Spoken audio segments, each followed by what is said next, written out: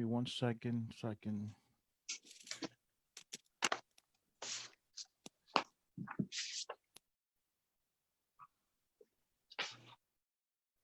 Okay, can everybody see the screen? Yeah. Sir. Okay. Yes, sir. All right, so what I want to ask is, because the time is constrained, and we've discussed this last night in the meeting that we had with Glory and Sergeant Otero.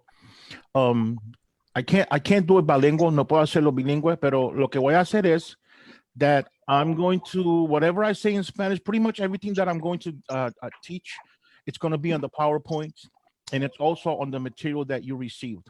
So to take advantage of the time properly, what we'll do is, whenever you hear me say something in Spanish, if you don't understand Spanish, just ignore it, because you can read it on the PowerPoint. Okay, it's going to be on the screen. So I'm going to try as much as I can to go ahead and say a few things in Spanish. Later on, for the benefit of those who can't read English well, we'll go ahead and get this material in Spanish. But for now, this is what we have. So this is a two-part module. This is the first one that you guys are doing today, and then in the future, maybe next month or whenever Otero designates, we're going to go ahead and have part 2. So you will be certified in both part 1 and part 2. So let's go ahead and get started. The purpose for this module is to teach the MCC CERT, and I know that some of you are not CERT certified, but it's something that you should get done. And if there's any questions, I can get with all your staff later on in the future. Otero, we can discuss the importance of being CERT certified. One of the reasons is you need an invitation to the party. All right. So we'll leave it there. So, but it is important, because a lot of times we don't think, when we're going to go out and help a community in times of disaster, we don't think about these little guys, and we have to think about them, because I'm an animal lover, and if something happens here where I live, I want to make sure that people that are going to help me are properly trained to also assist my pet. And that's the reason for this training. This is an additional module for the CERT certification. So basically, you supposed to have taken already the CERT basic. I don't know if some of you have or have not. That's okay. We're just trying to find training to give you guys and us here in the Southeastern Conference online, due to the fact that we can't meet in person together. So whether you have taken the basic or not, it doesn't really matter, because once you do, part of this is going to be there, and you're going to say, oh, okay, so we know this. We've already been through that. What are we going to be talking about? We're going to be talking about different types of animals. This module, we're going to cover households, pets, domestical animals. We're also going to cover service animals. We're going to cover animals for profit, animal for profits, animales con fines de lucro. ¿Qué es eso? Por ejemplo, una persona cría a perros chihuahuas, right? Or German shepherds, and they breed them and they sell them. That's animals for profit. Also, non-commercial livestock. Maybe you own a farm, tiene una finca y tiene un ganado de vacas o caballo, but they're not for sale. They're yours. So we're going to be discussing that. Also, wildlife and exotic animals. One of the things that we're going to emphasize a little bit here is going to be on that number 2, service animals. Another thing that you guys are going to take a quiz. So I tend to want to tell you which ones it is, but I'm not going to. But we're going to discuss every single question on the quiz. We're going to be talking about it.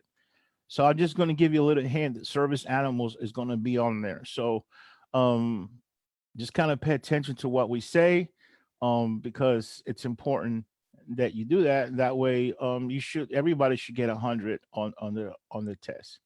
But anyways, I want you to use your chat. I can't see you because of the way the screen is, but I'm recording this training. So I want you to use your chat. So if I ask you a question, please participate. Okay. And if you don't know the answer, guess it. That would be cool.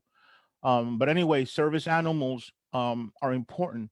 And when people think about service animals, we think about a dog guiding a blind person, and it is true. That's one of the things that they do. But they also um, alert people that are deaf of hearing sounds. They also pull wheelchairs. I don't know if you ever seen them, but I've seen them.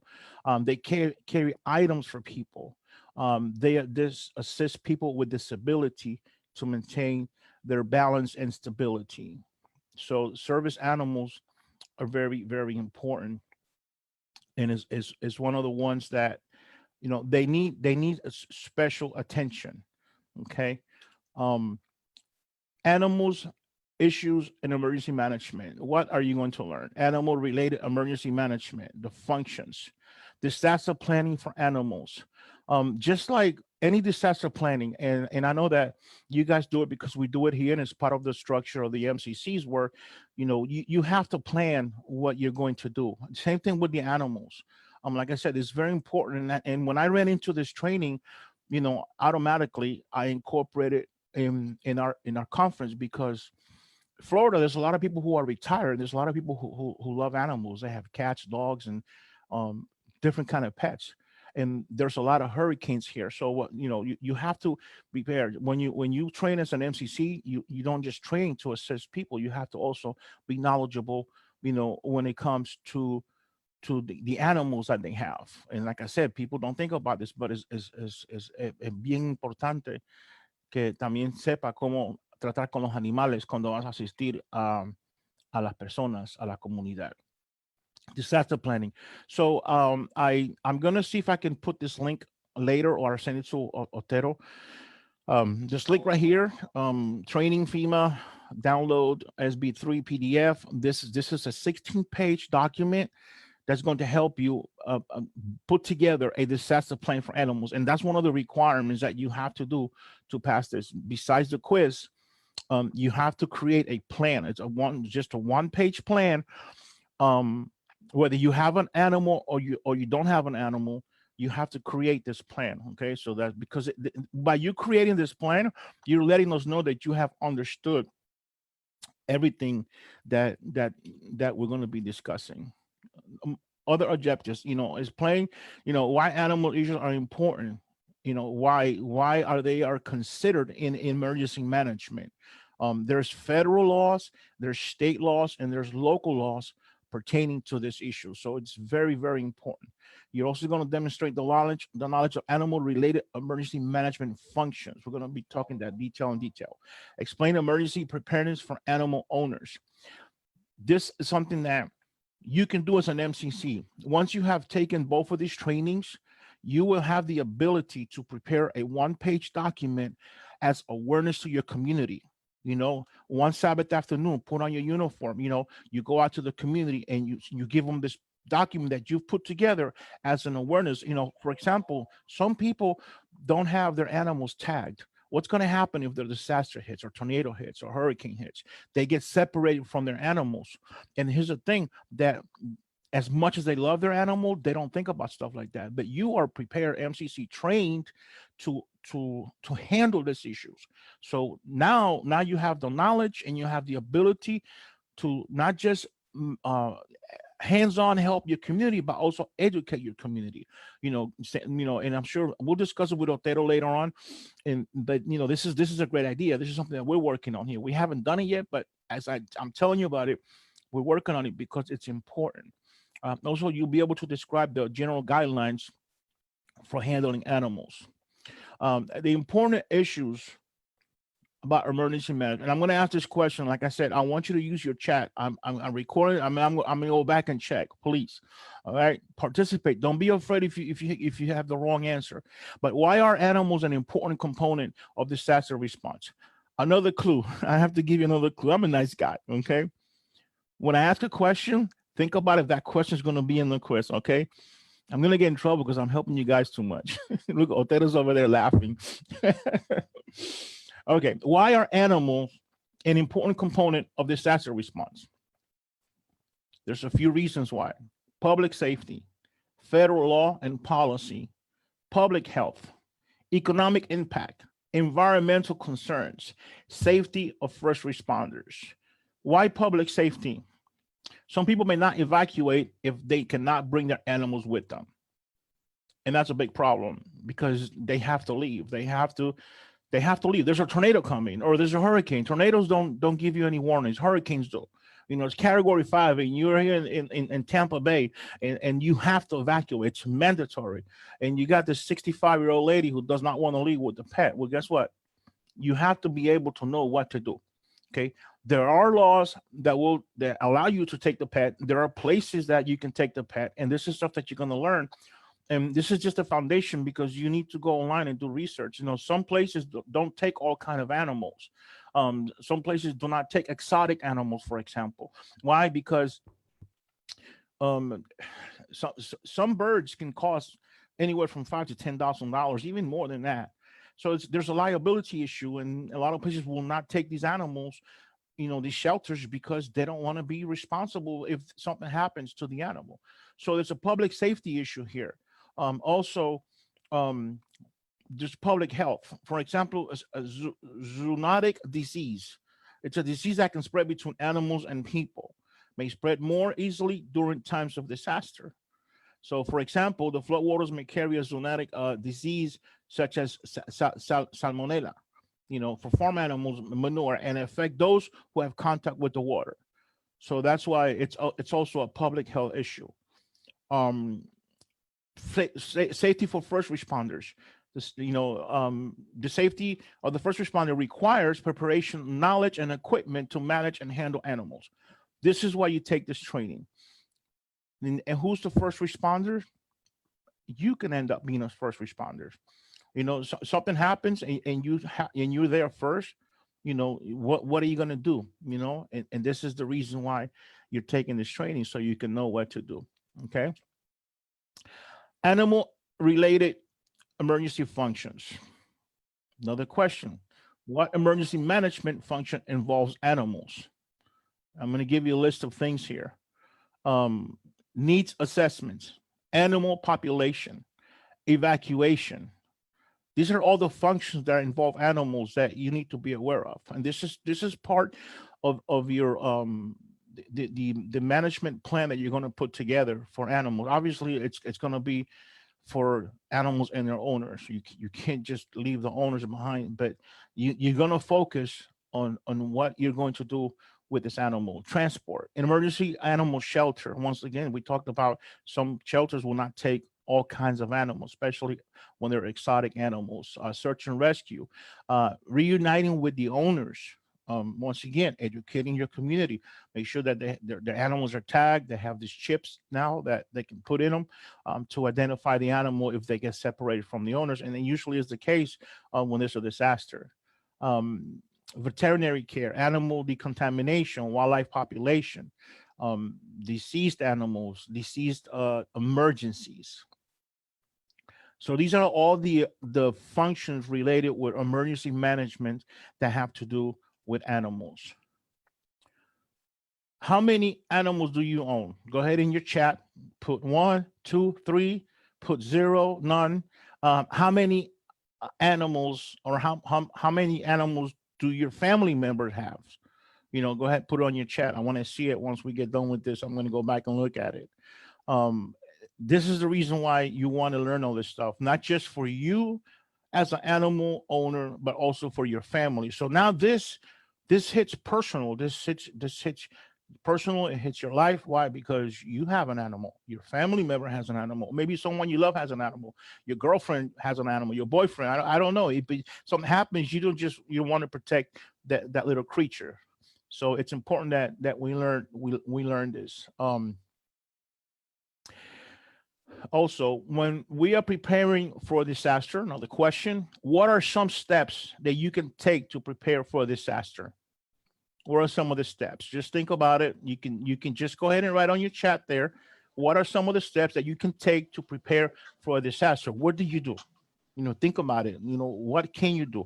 For example, you identify the potential hazards. You reduce the hazards wherever possible. Okay, and I like this one. Reduce the hazard whenever possible. Here's what you do when you are an MCC. Okay, when you're a medical cadet, you're somebody special.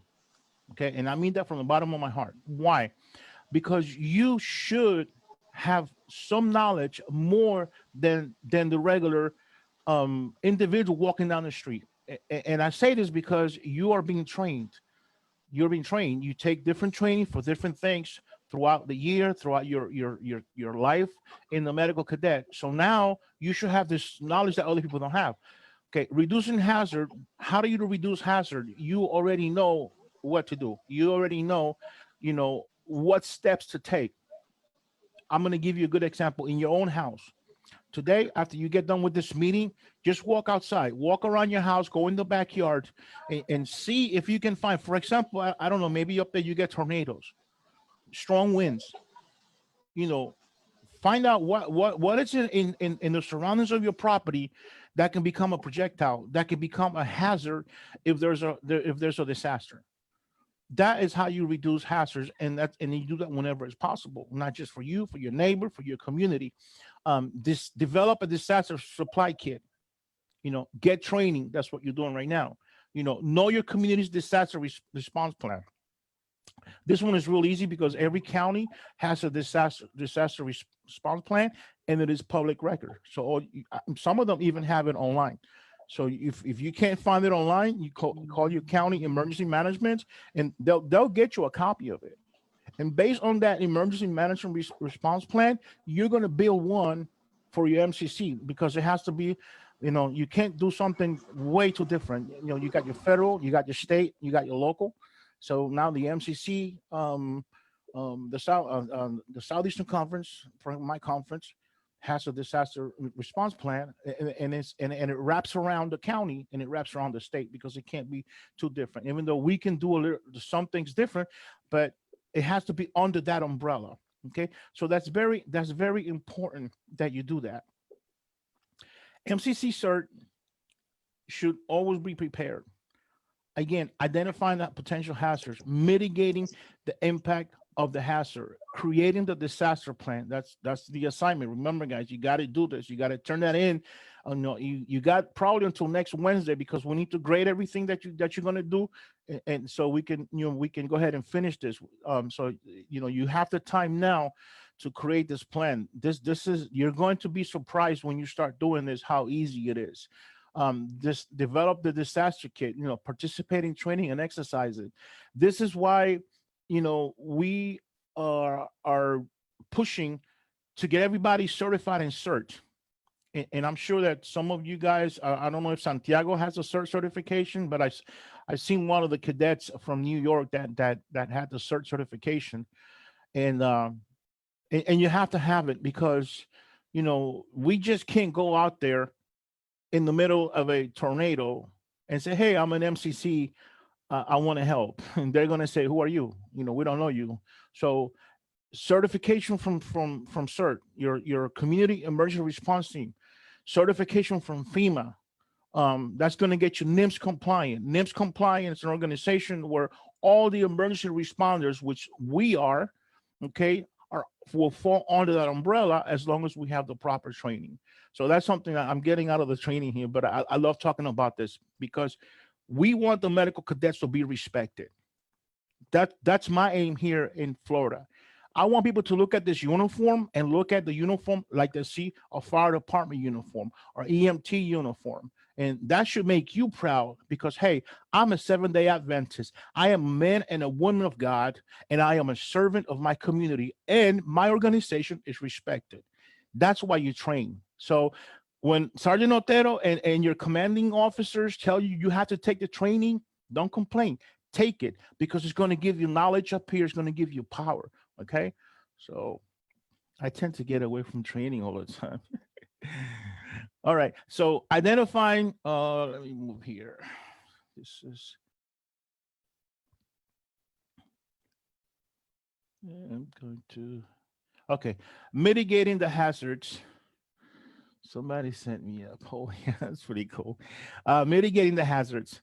All right, making changes that protect property or facilities. Okay, what are the examples? The examples are encourage animal facilities to relocate out of the disaster-prone areas.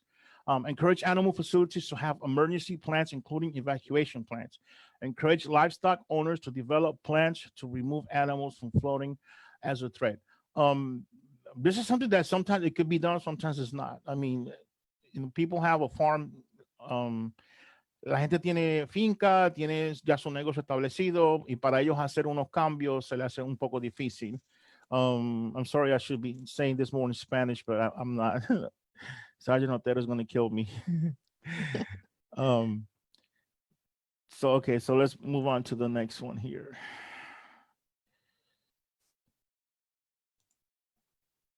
Okay. Creating a disaster plan. This is important right here, guys. This is what I make emphasis a lot on this training, because once you create this plan, you got everything. You got everything on a piece of paper, and you have it up here. If something happens, you don't have to start going crazy. Oh, what am I going to do? You know what? You're going to have your emergency kit ready. You're going to know where it's at. You're going to know who you have to call. Um, and this is important. And one of the best ways to prepare for a disaster is to create the plan. Okay, you have to create the plan, and you have to have a kit. Okay, preparing to evacuate your pet or service animal, that's going to be in the plan. Preparing to stay home with your pet or your service animal. Sometimes you may not want to leave. Maybe you want to stay. I know people here in Florida that are, oh my gosh, they just, if there's a hurricane coming, they don't want to go. Oh no, I'm going to be fine where I'm at. And they live in a mobile home, which it'll just, category 2 hurricane will just take the house away. So, and you're going to encounter people like that. Caring for pets and service animals after a disaster, that's going to be in your plan. Making preparations for livestock, taking special consideration of exotic animals. Again, you have to think about this because, like I said before, repeating myself, a lot of people, a lot of places will not take these animals. Okay. The main reason for evacuate. Why do you need to evacuate? Okay. Well, there is the obvious. There's a hurricane coming. For example, like I said, tornadoes are they're not predictable. They come when they come. But when here in Florida, we know, we have Irma, we had all this Maria and all these hurricanes that come by here. We know when they're coming. So you have to make a decision. Do I evacuate? Do not evacuate? Is it coming my way? Is it not coming my way? What do I do? That's all going to be in your plan. Okay. You may have to evacuate at any time. So you have to be ready. Whether you say, okay, I'm not going to evacuate, but maybe I have to. So you still have to be ready in case you do have to evacuate. It may be unsafe for you to shelter at home. Okay. So again, if it's a hurricane, for Irma, we went to Chattanooga, Tennessee. Why? Because I have my grandson there. It's only a 10-hour drive, and we didn't know because it was just whether it was category 3, 4, 5, it was coming through Tampa or not. So the good thing for us was it was a mandatory evacuation where I live, because I can literally walk from here to the beach in about 20 minutes. So I live right in the shore, and it's mandatory. So I took advantage. My boss couldn't say anything, so we took off to Chattanooga, Tennessee, and we had a good time over there. We had a lot of rain, but we got away from the danger. Okay, so that's part of the planning. Whether I stay or whether I leave. Preparing in advance will help you evacuate more quickly, and give you more options. For example, plan, what route you want to take. For example, we took US 19. We didn't take 275. Why? Because 275 is an interstate. I mean, 75. Everybody wants to get on the interstate. We took Highway 19. It was a lot of traffic, but it was less traffic, and we moved a little bit faster. Preparing to stay home with the pets and the service animals during a disaster. Okay. Remember that animals have instincts about severe weather. Okay, this is important. If you're going to stay home in a disaster, and like I keep saying hurricanes because it's what we have here, and your cousin and your aunt and your uncle, they want to say, oh, we want to pass a storm at your house, we want to go to your house, and you have a dog that is you have it for security. Okay, it's not a little Chihuahua puppy. They do bark a lot. I don't know why. Those little things sometimes are annoying, but I'm talking about you have a Rottweiler, and you train that dog to protect you. Okay, the first thing you want to do is you don't want to have that dog in anywhere near your guest if there is a storm, lightning, because the animals, they sense it. Okay, and that animal was trained to protect you, so you need to put that animal in a room by itself. Okay, so that's very important. And you're going to learn different behaviors. Like I said, guys, this is the platform, the foundation for your training. You need to go and read the material again. You need to do your own research and add on to what you're going to learn today, because you're going to see different behaviors, different attitudes for the animals, especially dogs. And if you can't identify it, guess what? You're putting yourself in danger, and you're putting your guest in danger. And sometimes it happens because we're Hispanic, and we're humans basically, and we tend to, like, okay, so there's something bad. Let me go with my cousin. Let me go with my aunt. Let me go with somebody. And if you have an animal, if you have a little puppy, like I said, that is a little baby, like let's say Chihuahua, a poodle, whatever. Okay, they're friendly. They're still gonna be scared. Okay, and you need to put them separate. You can't put them with cats. They have to be separated. For that reason, because the animals, they sense the danger, they sense the bad weather, and it's hard to tell how they're going to react. So the best thing and the recommendation on here is that you keep them separate. Okay. This good one. Caring for pets. Okay. Caring for pets and service animals after disaster. Once again, I talked earlier about you um educating your community. It's very important, because when you go and you help someone, and okay, let's say a tornado. I know you guys get tornadoes up there. Okay, and you're called by FEMA, because once your name's compliant, guess what? The government's going to call on you. That's going to be awesome, guys. So you call by FEMA, and FEMA contacts your commanding officer at the conference. The conference pass down the information, and they go ahead and they activate your platoon or your squad, and you're going to go out there in uniform, and you're going to start doing a search and rescue, because a tornado just flatten out a big area, a bunch of houses destroyed, and you're going to run to a lot of little animals, cats, dogs, and you're not going to be able to know who they belong to, because they're not tagged. So that's important. And also the behavior of the pets may change after an emergency. So when you approach this animal, how do you approach the animal? That's stuff that you need to learn. In the first few days after the disaster, be prepared to leash your pet when you go outside. That's if you have a dog, or if you know someone that has a dog, you need to tell them this. Okay.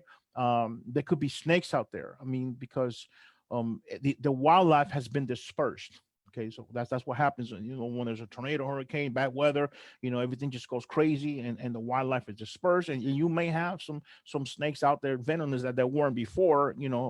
So you need to take care of your pet in that aspect. There could be down power lines, also. Obviously, not even us. We're going to get near the power lines. We'll leave that to the professionals that can handle that. Making preparation for livestock. Ensure that all animals have some form of identification. Again, I keep repeating myself. In flooding and wildlife situation, evacuation may mean moving herds to nearby higher grounds. I'm sure that people who have farms, well, maybe not. They are aware of this, especially if they have a farm for profit. People have a bunch of cows for meat or for milk. They are aware of this. But if not, like, again, it's our job, as emergency responders, because that's what we are. Okay, we MCC are emergency responders, because when we go out there, we're responding to an emergency. Okay, so you think about yourself as one, and you be proud about it. So you don't just render physical service, you have to render educational service. Okay, so you educate your community, and your community is going to love you for that. Hey, there's a bunch of guys in a blue camel uniform or whatever uniform, and they're pretty smart. They know what they're talking about. you know, and it's going to come the point, like I said, is what I'm looking forward is that this badge right here, this shield, be respected. And that's what we're working on, and progressively, you know, slow and slow. There's another thing that it's important is the temperature. Okay. Here it's extremely hot. I'm talking about hot. I'm talking about 100 degrees, and I work outdoors. I'm a truck driver slash mechanic, and it's crazy because it gets really hot. I don't know if you noticed, but I burnt my head the other day because I had my hair real short and I didn't have my hat on, and I got a really, really bad suntan on my head, and it really hurts. I'm not kidding. But up north, where you get cold weather, there's something that people don't know, but when the temperature plunges below zero, the livestock needs special attention. And I know, you know, guys know, like the cows and the horses and all these big animals, they have really thick skin and they can withstand very, very cold temperatures. But below zero, it's dangerous. Okay, so that's something to keep in mind, and to know. Okay, again, going back to the, let me go here. I don't want to jump a slide.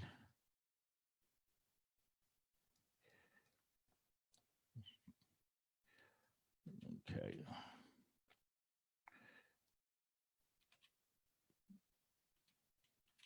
Okay, right there. I'm sorry, guys. All right, so we talked about the exotic animals. This is also going to be in the test. Oops. Special consideration for exotic animals. Again, they may not be accepted, and also you need to do a search, and that's part of your planning. Okay, part of your planning is you don't wait for disaster. Part of your planning is you call all the animal shelters in your area, okay, in your county, and you find out, do you guys shelter animals in times of disaster? They'll tell you yes or no. What do you shelter exotic animals? So it'd be great for you to have a list of places that do accept exotic animals. And I keep emphasizing because there's a big problem with that. Okay. Here in Forest, the same thing. You know, somebody walks in there with a $10,000 bird, and don't, you know, they're not going to be responsible for it. So, but there are places that do take them, and that's part of your planning. You're going to find out where, and you're going to put it on your plan. Um, Large exotic animals could be lions, large snakes, large birds. Small exotic pets could be small birds, small non-poisonous reptiles, and you can find a list online about different kind of animals. Certain types of exotic animals are difficult to maintain in emergency shelters. Okay, we are progressing. We got good timing on this, guys. Really good timing. Evacuation checklist. You're going to do 2 evacuation checklists. As you can see on the screen, you're going to do the evacuation checklist. If you decide that you're not going to stay home, you're going to leave with your pet, and you're going to do one for an in place, which is going to be, okay, I'm going to ride the storm at home, and there's a big category 5 hurricane coming, but you know, I'm tough, and my house is going to handle it, even though it's not going to handle it. So, but you got to make a list. And what are you going to have in that list? You're going to have for your animal, okay? For your animal, if it's a to-go list, you're going to have enough stuff in your bag, in your backpack, or you know, wherever you're going to put your stuff for 72 hours. If it's a stay-home supply, then you're going to have enough supplies for your pet for 2 weeks. Okay, and this is in addition to what you're going to need for yourself or for your family if you have to evacuate. Um, I'm going to give you a few samples of the checklist. You can have, if you're going to travel, obviously, you could travel. You could decide, well, I'm going to go to Puerto Rico or whatever. Um, you know, make sure you have the kennel for the animal. You can also use pillows to transport cats, for example. Have the collar with tags, leashes, harnesses, muzzles.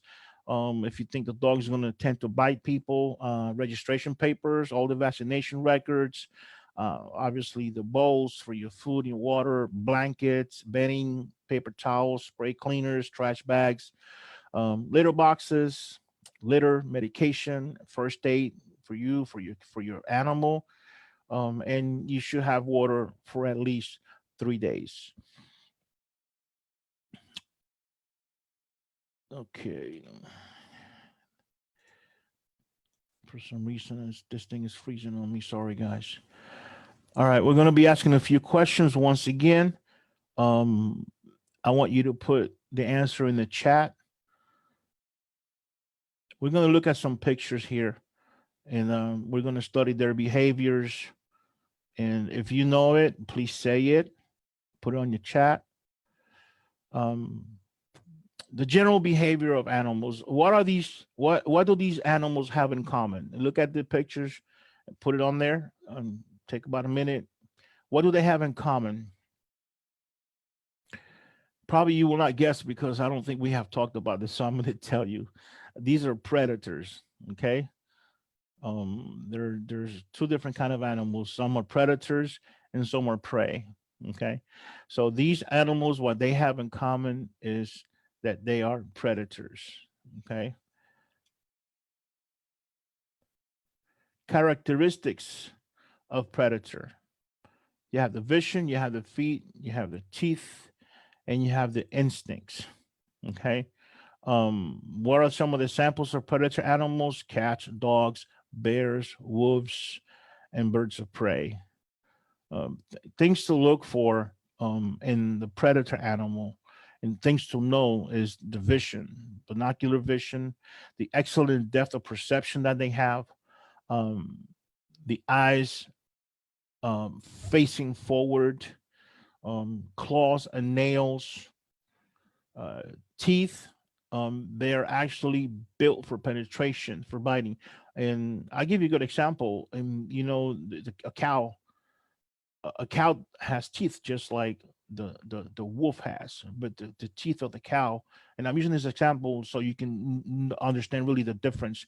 You know, the teeth of the cow, they just, what they do, they chew on all day in grass. They're flat. But a predator animal, they're sharp. Okay. They're made for tearing up the skin when they get their prey. Instincts, they hunt, they chase, and they kill. Okay. And what do these animals have in common? Since we talked about predators, maybe you will know the answer for this one, right? Because you have predators and you have what? Okay, write it down. You have prey. So these are all prey animals. That means that they're vulnerable, right? These animals are vulnerable to the predators. What are the characteristics that these animals have? They have wide field vision. Their eyes are typically face to the side. And it's pretty interesting when I was going over this, because it's the only animals that do that. And why? Because God is awesome. You know, God created them. God knew that they were going to be prey. They have predators, so their vision is actually wider than the predator animal. And that left me really shocked. It's just amazing how God does the things. This is the way they can see on a wider angle to protect themselves. If they have, you know, a predator coming that wants to kill them, they can see them ahead of time. Hooves for running and pawing, they can run, you know, quite faster. The teeth, the instinct, their instinct is to run and escape. Okay, so that's what they do. What are some of the prey animals?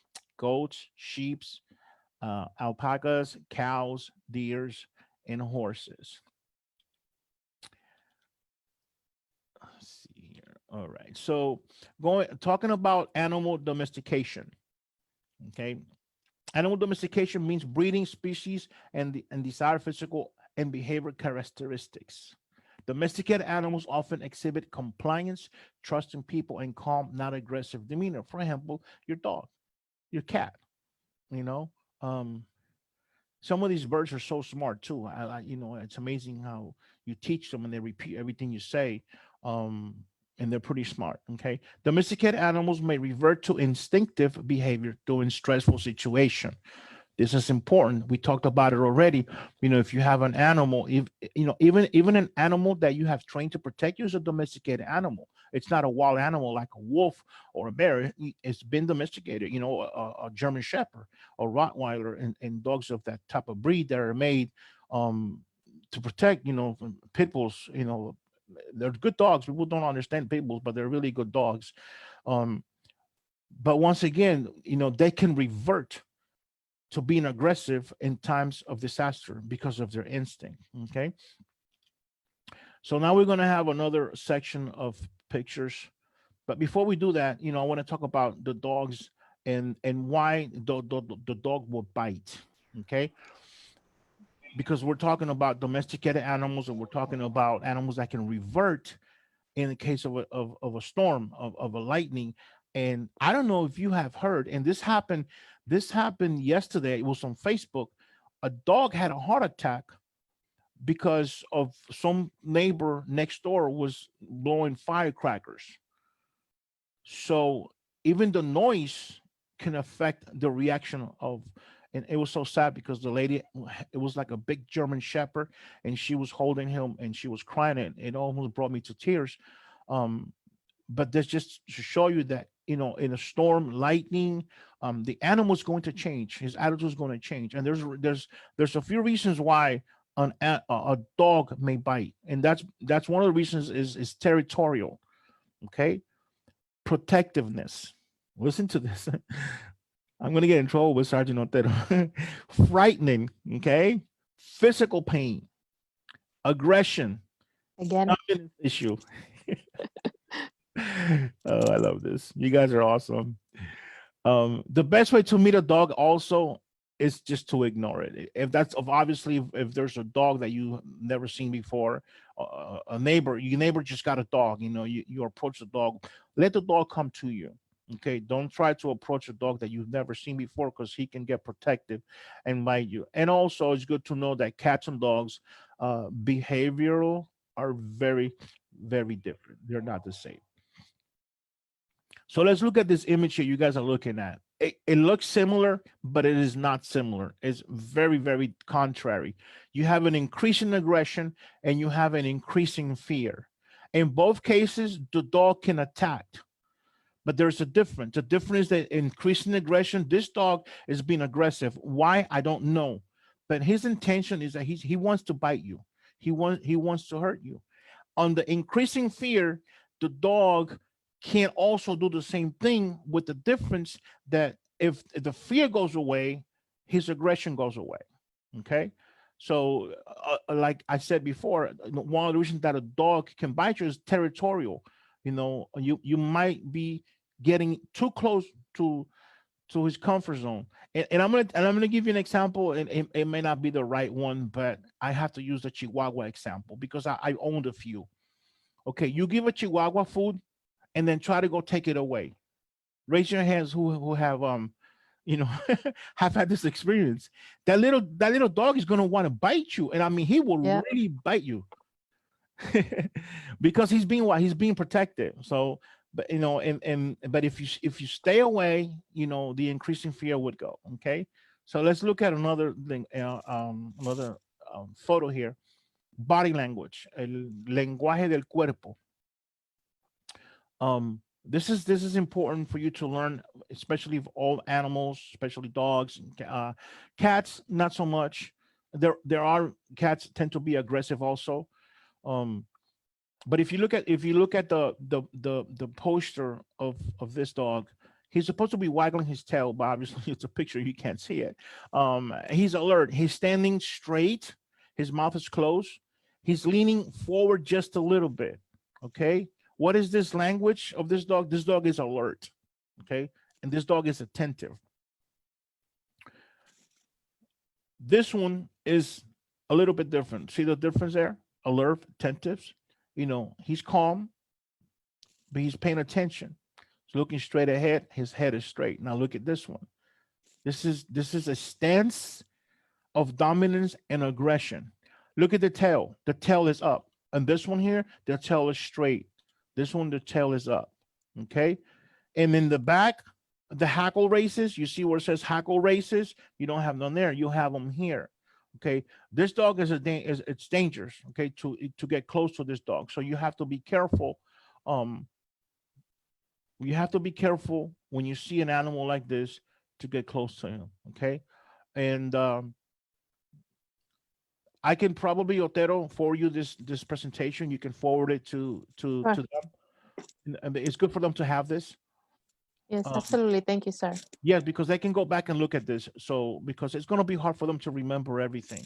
Okay. But if they can have this, they can put it in a folder and they can go back. You know, they can go back to review this whenever they want to. So Um, true. Thank you, sir. there's another body language here. Fear aggression. This is dominant aggression. This is fear aggression.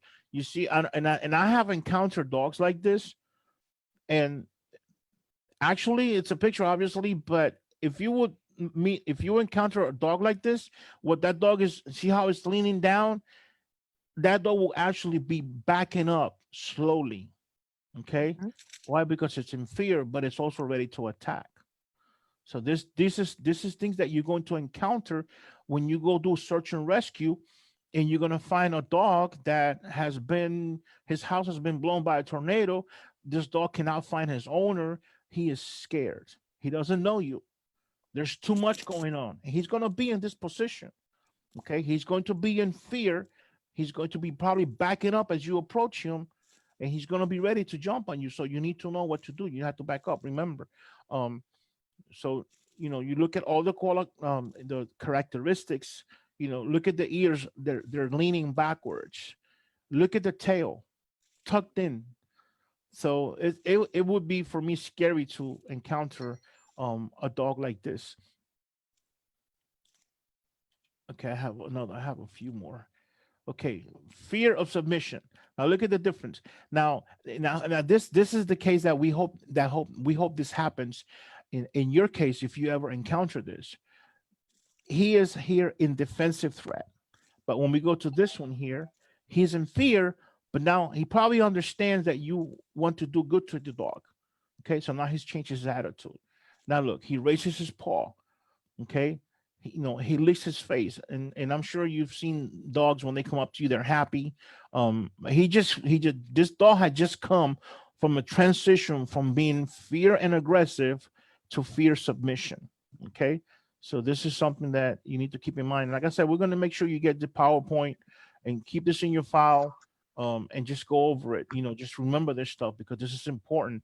One thing that we try to do here at the Southeastern Conference is for all the cadets to create muscle memory. It's like when you do your first aid CPR training, you have to practice every 3 months. You can't expect to know exactly what to do without having to think about it with a 2-year qualification. No, you have to train constantly. It's going to make you a good professional. It's going to make you efficient, and you're going to be happy with yourself because something happens. You're going to be the first. Hey, I know what to do. So you should be proud of that. Here's another picture, another body language. Extreme fear, total submission. This dog's probably about to cry, but he has submitted himself to you. This is pretty cool. Um, most of the time, unless the dog has been trained to be really really mean, you're not going to encounter too many dogs that are going to want to attack you, because it's the way they've been trained. That's why pit bulls have this bad reputation, because a lot of people take them because of the way they are. They train them to fight, so they have a really bad reputation. But if you take a puppy pit bull and you raise him properly, he's the best dog you'll ever have. So once again, extreme fear, total submission, passive submission. He's just laying there, he's look at his tail, he's up like this, he's ready for you to approach him with no problem. Another body language. This is a playful one. This is the best one.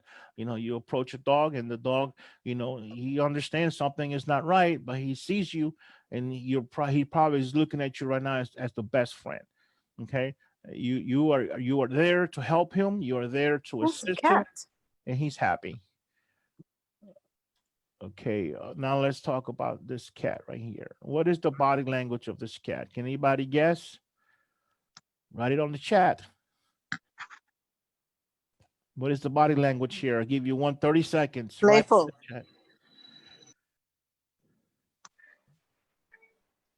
Okay, he's standing with the rear higher than the front. His tail is down. His ears are out to the side. He's making direct contact with you. His raised hairs are on the back. Like, oh, can't even explain it. Okay. Let's look at this one. What is the body language here? Write it on the chat. Okay, his relaxed posture. He's got, look at his tail, he's just relaxed, just laying down on the ground. His ears are pointing up and out. I'm not seeing that. You're not seeing the presentation?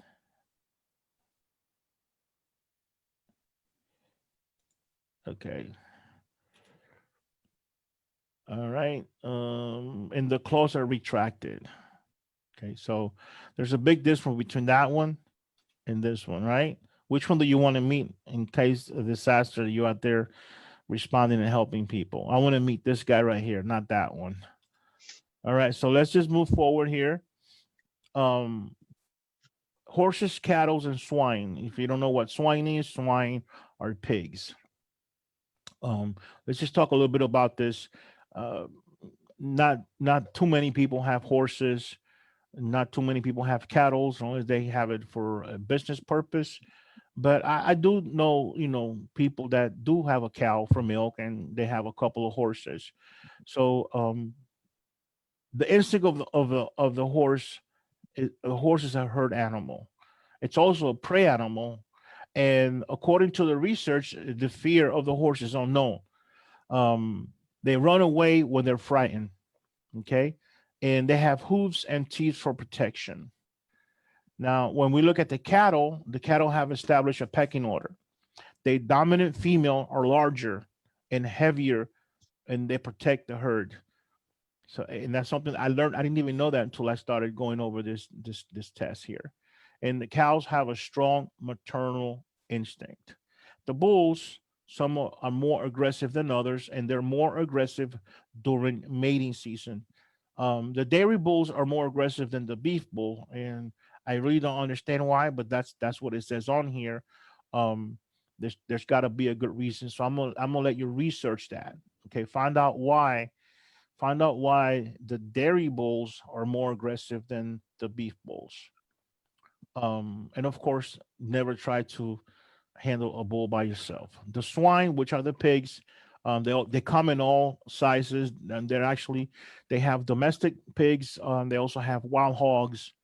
There's a lot of wild hogs here in Florida.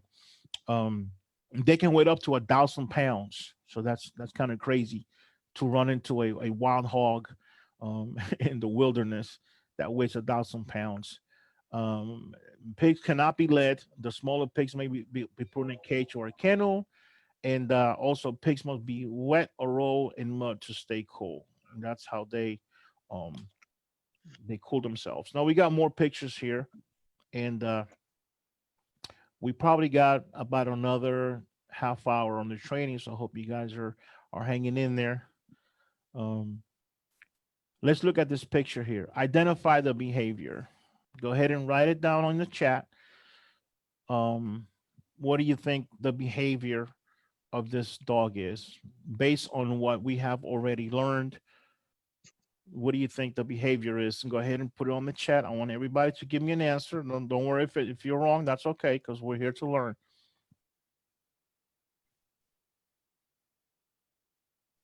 Okay, I think this one is a given, right? I think this dog is what? Is he happy? No. I think he's very aggressive. Now, we don't know why he's aggressive. It could be fear. He could be aggressive because of fear. He could be aggressive because you are approaching his comfort zone. But that's what this dog is. It's aggressive. This horse here, can you tell me why this horse is running like this? What could be the behavior? Go ahead and write on the chat. I'll give you 30 seconds. Just look at the horse. Remember, we're talking about different characteristics of behavior. And you use that word behavior because you can tell me, well, the dog is just going for a run. Well, no, he's not just going for a run because we're talking about the behavior of the animals. Okay. So anyways, this one, according to the material here, this dog is frightened. Okay. And we learned already a little bit ago that when they are scared, they run. Okay. The horses, they run. Okay. Here we have another picture. What is this little puppy doing? What is he doing? Right on the chat. He's doing something. Remember the aggressiveness of the dog that we showed you with the pictures? At the end, he was submissive. Remember? So that's the same thing that this puppy is doing. He's being submissive. Okay. Now we got another one. Please write on the chat. I'll give you 30 seconds. What is the behavior of this animal? Is he happy? Is he sad? Is he scared? Is he frightening? Is he aggressive? Is he submissive? Right on the chat. I'll give you 10 more seconds. Okay, so according to this dog is frightened. Okay, he's scared. And that's the look that they will give you when they are scared. Now, this picture here. Go ahead and tell me on the chat, what is the behavior of this cat? Give you 30 seconds. Is he frightened? Submissive?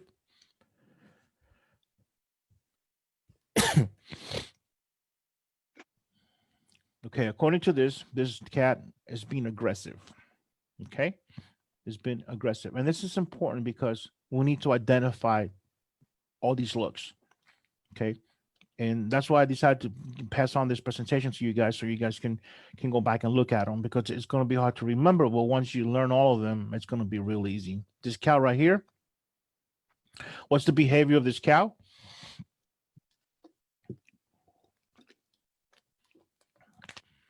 It's just relaxing on the lake. What a life. Yes. But anyways, the behavior of this cow is just passive. Passive meaning he's like, I don't care about anything. You know, he's just laying there, just standing there. So he's just passive. That's all we have for the cow. This one here, look at this cat. He's just sitting there. What's the behavior? Give it 30 seconds. Write it down.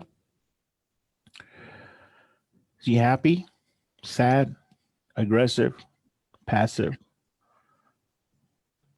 Okay, this cat here is content. That means he's just there, relaxed. Okay.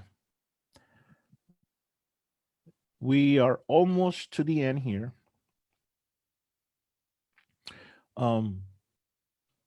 It's important that you guys take also the animal response too. Okay, because when we get to that section, we're going to learn a lot more things that you're going to have to combine it with what you just learned today. Okay, once again, this is a platform where it's like college, you know, and all the MCT training are like that. You know, we give you the foundation and it's up to you to keep up the learning. Okay, your role as a CERT or MCC CERT member responding to animals issues will be in training number 2. Also, how to protect yourself during animal encounters. We haven't talked about that. We'll talk about that in training number 2. Knowledge and skills for MCC CERT functions involving animals. Okay, that's something else that we're going to be talking about in number 2. So let's go ahead and review. Actually, the training went faster than I thought. And I was talking to Otero last night, and the reason this turns out to be a 3-hour training is because it's supposed to be done in a classroom setting, and we have the participants participate. Okay, so here we can't have that. So it's a little bit faster. but we have, let's go review what we have discussed today. Okay. Um, Animal issues and emergency management. Is it important? Yes, it's important. Why is it important? Because it has to do with our health. It has to do with the state. It has to do with the safety of the first responders. So it is absolutely important. Animal related emergency management functions. Um, this has to do with the planning, you know, how are you going to handle a situation where you encounter an animal. That's why we just went over all these characteristics of animals, you know, how they behave, how they act, how they react um, to a disaster, because they sense it. The animal senses it, you know, and it puts them in a situation where it's just like a human, you know. Someone just went through a tornado or hurricane, they lost their house, their mindset, it's not the same, and it's not going to be the same for a little while. Animals go through the same problem. um, we have discussed the preparedness for your animal, or for the animal of your family member, or for the animal of a friend that you have that you love. We have discussed the general behavior. All the slides of the pictures that we just went through show us the different behaviors of the animals in different stages, you know, from being very aggressive to being very submissive. It's very important that you understand that. You understand the animal you're approaching. Obviously, you're going to be more precautious if you go and you encounter an animal that's aggressive. You know, you're gonna, you know, and then you're gonna start thinking what you need to do, you know. And in this training, you know, it's not like the life, you know, like real life where you're going to really be there. You're just now you're going through the theory, but then you got to be out there in actuality and face these animals. um but like I said, unless the animal has been trained to protect you, you know, the chances of the animal being very aggressive are very slim. Okay, they will be scared, they will be, you know, aggressive out of fear. But as you learn to deal with these animals, you know, you will learn a way to approach the animal where the animal can just calm down. Don't do it right away. You know, give the animal a few seconds to kind of, they sense you, they smell you, they can tell, they can tell that you're there to help. You know, it's like a horse. I'll give you this example. A horse will know when you're afraid of him. And and I want to tell you this, and don't laugh, because when I was in Puerto Rico many years ago, I had a friend that had a horse. It was a female horse, una yegua. And guess what happened? I wanted to ride the horse, but I never rid a horse in my entire life. Never. You know, so, but I wanted to ride this horse. And he was telling me, you know, the horse doesn't know you, you know, and anyway, it went on for a while, but after a little while, he let me ride the horse. So I got in the horse, but the horse knew that I was afraid, and the horse knocked me off. I started riding the horse, and like maybe, I don't know, 5 seconds down the street, the horse just went up in the air and I fell, and the horse went back with the owner because he whistled. So after later on, I've learned that they can sense your fear, and if they sense your fear, that's how they're going to react. So I'm not an expert in all these animals, but I do know that you have to give the animal time to sense that you're there to help. Okay, and that's very important. And that is the end of my presentation. I'm going to stop sharing the screen so we can, um since we are a little bit early, Sergeant Otero, I can take a Sorry. few questions. Sure. There's other questions too on the Facebook live page. Um, Someone here asked what CERT stands for. Okay, CERT is Community Emergency Response Team. It's an organization sponsored by FEMA, and I believe that it is in every county in United States.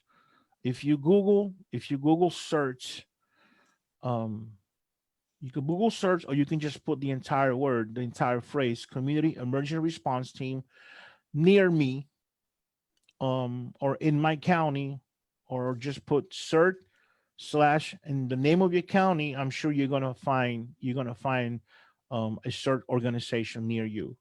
What CERT does is it works with grants from the government.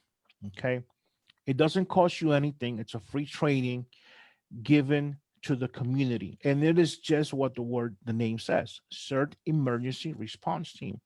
They train you in fire safety. They train you in light search and rescue.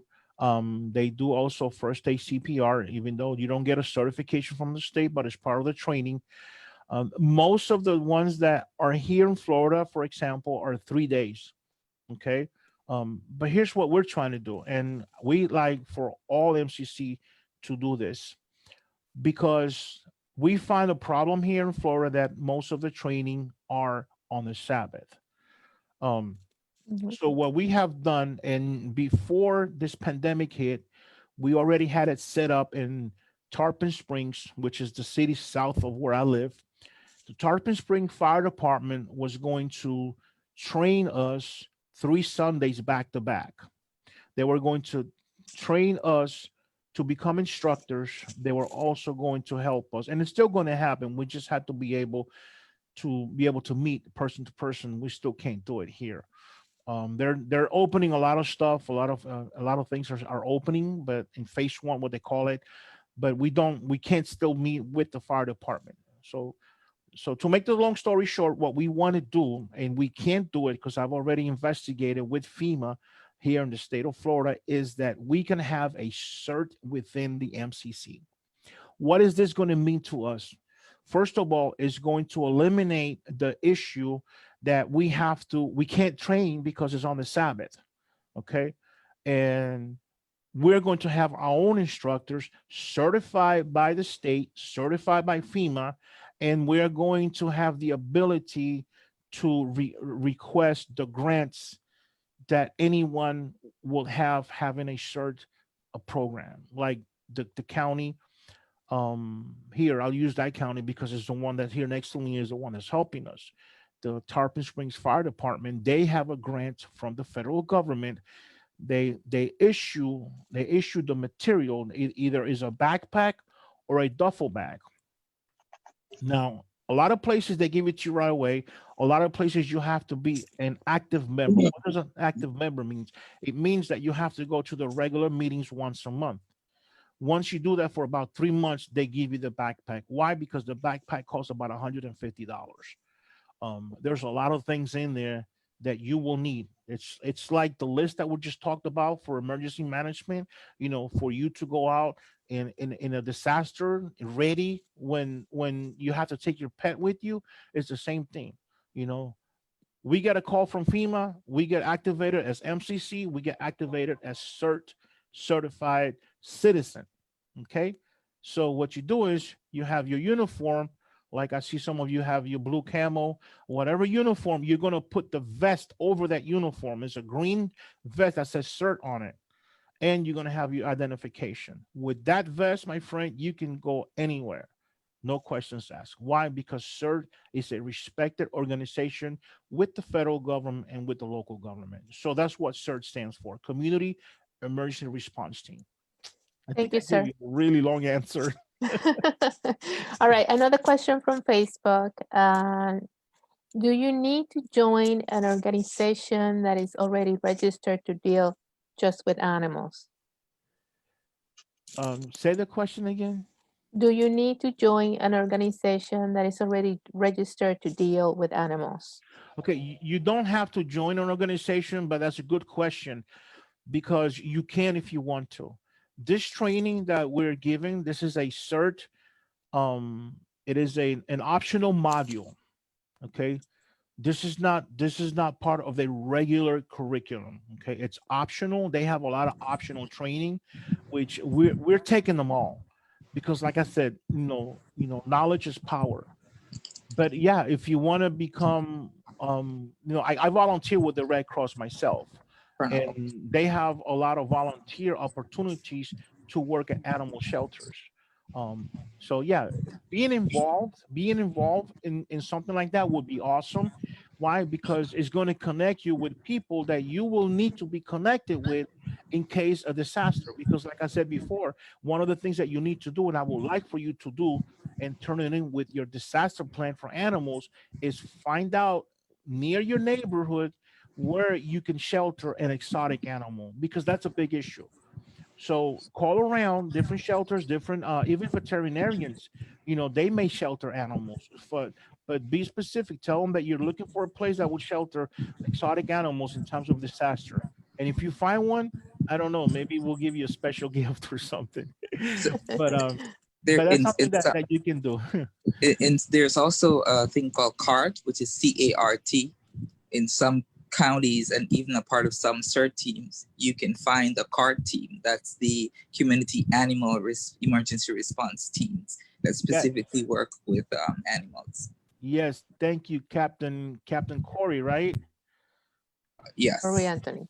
Thank you, Anthony. Okay, that is so true. Yes, that is true. Okay, but it's another question. Someone is asking what if they have a phobia of animals and they're in the middle of, I would say, how can you rescue animals if you are afraid of them? Okay, that's a good question. Great question. You can only, okay, that's an excellent question. Thank you so much for that question. Okay, you can only provide the service that you're trained for. Okay, if you are that kind of person, then obviously you're not going to be able to do the job. Now here's what we're doing here in Southeastern Conference. Um, and we got time. I got to say this, okay? We have divided the platoons into teams of 4, 5. Why? Because that is the way the teams are organized in CERT. Why we do this? Because you have a platoon, you have your squad. Okay. What we want to do, if possible, is to train each squad as a team. Okay. So, and I know that we don't like use the word teams because teams is used in Pathfinders, but we have to use the word team because it is a team. So here what happened. We want, when you go out, okay, you are not going to go out by yourself. So if you are afraid of animals, if you are claustrophobic and you're that kind of person that you cannot assist an animal, well, first of all, you are not going to be by yourself. You should not be by yourself. If your commanding officer sends you by yourself, it's wrong. You have to go as a team. Okay, so when you get deployed, when you get all the training necessary, when you get all the CERT certification, and you get deployed as an MCC CERT trained citizen, okay, you're going to go as a team. If someone is missing from your squad, then you're going to try to get somebody else from another squad to get you in there. But you want at least minimum 4 people per team to do search and rescue, to do everything for that same reason. Because if you cannot do it and you're by yourself, you're gonna be part of the problem instead of being part of the solution. Because now you have to help someone, rescue someone, let's say from a tornado that the house turned down, but that person doesn't want to leave without the dog, and you don't want to deal with the dog. You see what I'm saying?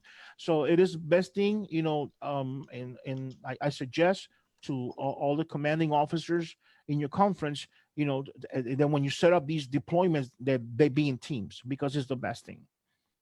Okay, Hope that another answers the question is, what are the procedures and measures we need to take when encountering animals? I think you already answered that question. And then the second part of that question is, and what PPEs are there for us to use when conducting these types of sessions? The PPE. Yes. Okay, so the first question I answered. Okay, the PPEs is the protective gear that you're going to use. Okay, CERT, for example, I'm going to use CERT because this is a CERT training. CERT gives you the gear that you need. Okay, obviously you're going to have your uniform, you're going to have your military boots, and the boots serve the purpose to protect your feet. A lot of people, I've met a lot of cadets that don't want to use the boot because they say, oh well, they're uncomfortable, but they're made to protect your feet. Okay, the PP that you're going to use is going to be depending on what it is. You need to wear a face mask, because when you are there in a disaster, hurricane, whatever, you're not going to get deployed right away. I can guarantee you that. Okay. It may be a day pass by. It may be 2 days. Even if it's a day, you know, if there's dead people there, and we have to talk about this because this does happen. If there's dead people in their houses, you know, the body starts decomposing itself after 4 hours. So the next day you're going to do search and rescue, and you encounter dead people, you know, you're going to have the snitch. You need to have gloves with you. Okay. You need to have gloves. Buy good gloves. Don't buy that cheap gloves that when you put them on they tear. Okay. So you have to make sure that it's a thick meal. You preferred, if you can buy the same gloves that EMT use, the fire department, they're really good. I have a box. Wear mask, wear a good mask. Don't wear the cheap mask because you want to protect yourself.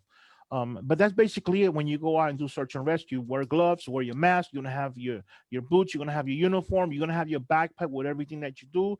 And I don't want to get into the CERT training because, you know, they teach you how to tag the houses. For example, if you find a body in a house, a person's dead, and you tag that, I think it's a red or a black color, I can't remember. You tag the house, so if the fire department comes, you know, they know that it's been tagged, and they know that you're out there. That's the beauty about being certified through CERT. You're A dead body is black. black. Okay, thank you so much. I appreciate that. So we got a CERT person here. That's good. So it's black. So and the good thing about this is that we're going to be partners with all these emergency management agencies as we get the training that we need. So I hope that answered your question. Okay, another question is, in a case where there is an animal that has rabies, what are the precautionary measures that should be taken? Okay, it's hard to tell if the animal has rabies. Obviously, as we spoke before when we were looking at the images, if the dog is aggressive, you're not going to approach it. Okay, you're not going to approach the dog. You're not going to be by yourself again. Okay, so you're going to be, you know, you're going to be with a team of 3 or 4 people. You know, we suggest 4 because it's what is the team size that they came up with. So that's what we did. We changed it. Our squads are now 4 and 5, which is the squad leader and the assistant squad leader. And we did that with a purpose. The purpose is that we want all our cadets to be CERT certified. So when we get deployed as a CERT and also as MCC. A dog with rabies or an animal, you can't tell if it has rabies. I mean, you know, you can have, you know, all this thing coming out of his mouth, whatever, you know, he could be aggressive, but you're not sure. But first and most important, you're not going to approach that animal. Okay. Now this training, you know, is for us to know what to do and how to address the issue with the animals, you know, where to take them, how to you know, inform the community. But obviously with any deployment that you do, cadets, please listen to me.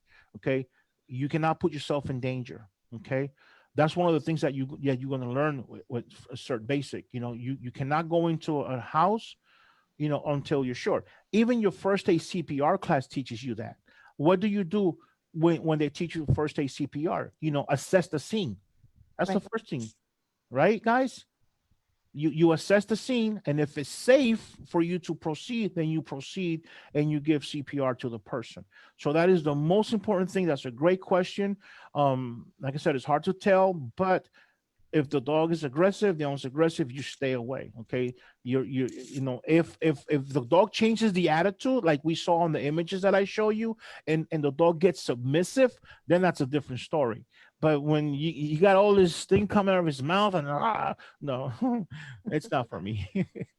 Because your safety comes first. You know, you want to do as much as you can as an MCC, but remember always, even the most basic training you're going to get, which is first aid CPR, you have to assess the scene before you approach the person. Anything? Okay, there's another question, but I know the answer to this. Okay. Is it best to be certified through or with MCC or someone else? Say that again.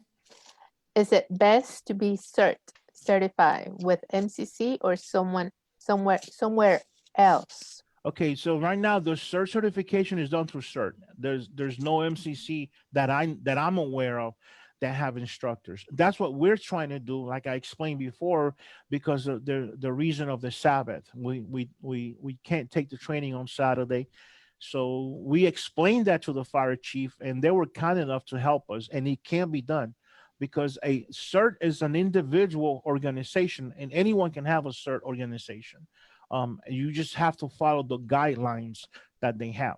So to answer the question, if you want to be a CERT certified, you can just, like I said, go online. You're gonna find one near you. I'm telling you, because they're all over the place, and just find out when they're going to give classes, and you take your training. Just for New York, the trainings for New York and New York State, it's specifically during the week. It is in the evening. It's like a 16-hour cycle. This training is longer. It's the only state that the training is longer to get certified in New York State. So if anybody's in New York State and interested in CERT, I'm a CERT member as well, so I can kind of connect you with that and how it works, because they have moved online for some of their trainings now at the moment.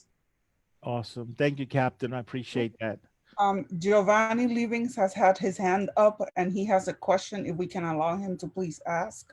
Giovanni? Oh yes, I was the one who asked about the PPE and what measures do we have when we encounter animals. But you already answered those questions. Thank you so much. You're welcome. You're welcome. All right, there's no other questions. Chief Teixeira. If anybody else, I know that there's a long list of questions on the chat. We will swift through those conversations and we will ask Instructor Perez to please give us responses to those, and we can send them out to you. We want to thank all of you, those of you who are here, those of you who were not able to connect and were watching through Facebook, for your participation. Again, those of you who are connected online via Facebook, remember to please put your name and email address where you want the exam sent to you, and the certificate of completion, so we can get the information out to all of you. At this time, I would like to ask Eddie Almonte to please conclude the meeting with closing prayer. Thank you. First, I want to say thank you to Colonel Perez for being with us, and everybody else to be present. And also, Colonel Perez, after the meeting, can you stay for a few minutes? Also, Glorimar and Sergeant Otero. Sure, Yes. sir. Yes. Let's pray. Oh God, I want to thank you for allowing us to be learning how to go out and serve more people, and how to be ready in case we are serving. If we get in touch with one of those animals, how we supposed to be react, and how to see how they also are afraid as we are. In Jesus' name, amen. Amen. Thank you, Lord everybody. Jesus, I'd like to thank you all. Colonel Perez, well done. Thank you. Thank you. Blessings to all. Thank you, everybody. Sister Sophia. Thank you, Colonel Perez, and fantastic job. Gracias. Okay. Muchas gracias. Muchas Thank you for your time. Yeah, Have a good day. Thank you Blessed all. day. Hope to see you guys sometimes and work together. Yes. Yes.